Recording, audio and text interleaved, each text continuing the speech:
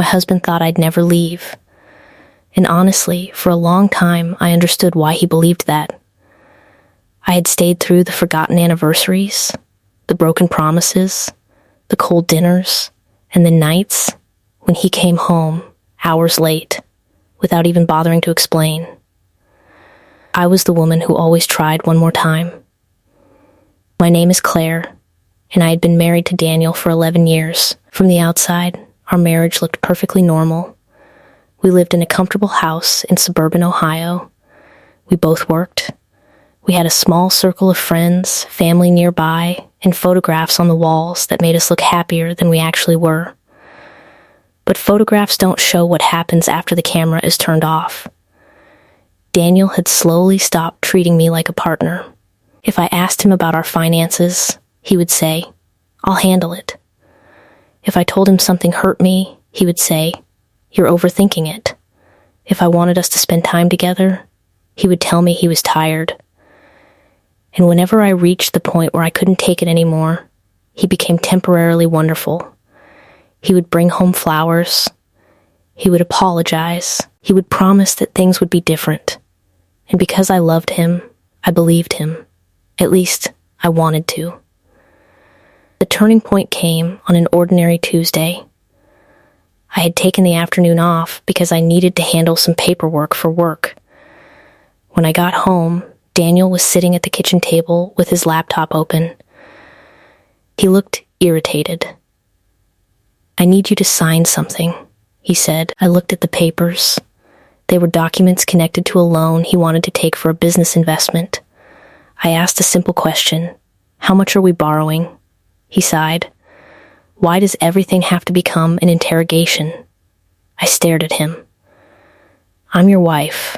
I think I have a right to know." He pushed the papers toward me. "Claire, just trust me."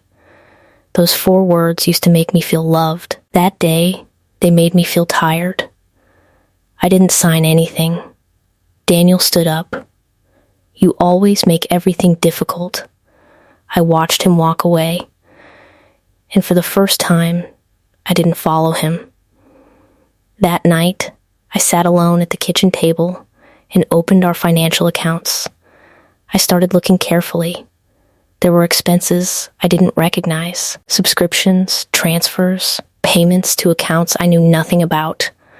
None of them were large enough to immediately destroy us, but together they told a story.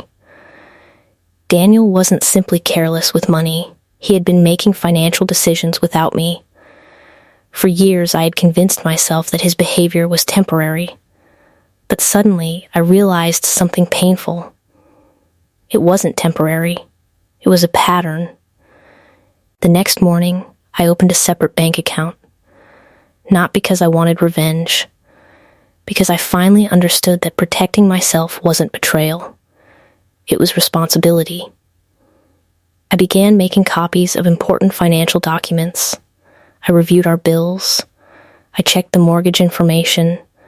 I organized everything quietly. I didn't announce what I was doing. I didn't threaten him. I didn't even tell my friends. I simply became prepared.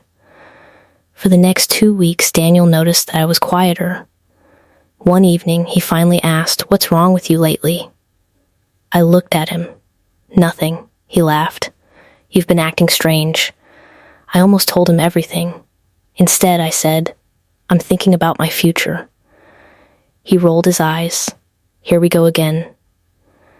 Then he walked into the bedroom. I sat in the living room for a long time. And that night, I made a decision. I wasn't going to beg my husband to value me anymore. I was going to find out what my life looked like when I valued myself. 3 days later, I signed a lease for a small apartment 20 minutes away. I didn't tell Daniel immediately. I needed a place to go first. I needed a plan. And on the morning I finally packed my suitcase, he was standing in the hallway. He looked at the bags. Then he looked at me. "What are you doing?" I took a breath. And for the first time in 11 years, I didn't explain myself to make him comfortable. I simply said, "I'm leaving." Daniel stared at me like he had never seen me before. Then he smiled. Not a sad smile, a confident one. He actually thought I was bluffing. And that was the moment I realized he still didn't understand. He had mistaken my patience for weakness. But I wasn't asking permission anymore. I was walking away. I expected Daniel to be angry. Instead, he laughed. "You'll be back by Sunday." Those words stayed with me as I carried my suitcase through the front door. I didn't respond. I drove to my new apartment and sat in the parking lot for nearly 10 minutes before going inside. The apartment was small. The kitchen had outdated cabinets. The living room barely fit my sofa. There was no beautiful backyard and no expensive furniture. But when I closed the door behind me, something happened that I hadn't felt in years. I could breathe. That first night, I slept better than I had in months. Not because everything was suddenly perfect. It wasn't. I was scared. I wondered whether I had made a terrible mistake. I wondered whether Daniel would change. I wondered whether I should have tried one more time. Then I remembered how many times I had already tried. The next morning, Daniel called. "Are you done with this?" I asked what he meant. This little separation. I closed my eyes. "It's not a game, Daniel." He became quiet. Then he said something I will never forget. "You know you can't afford to live without me." I looked around my little apartment. For the first time, I realized that I didn't need to prove him wrong. I only needed to prove myself right. "I'll be fine," I said. And I ended the call. Over the next few weeks, I rebuilt my routine. I went to work. I cooked simple meals. I met a friend for coffee. I started walking every morning. Most importantly, I stopped monitoring Daniel. I didn't check his social media. I didn't ask mutual friends what he was doing. I didn't wait for his apology. I had spent 11 years watching his behavior.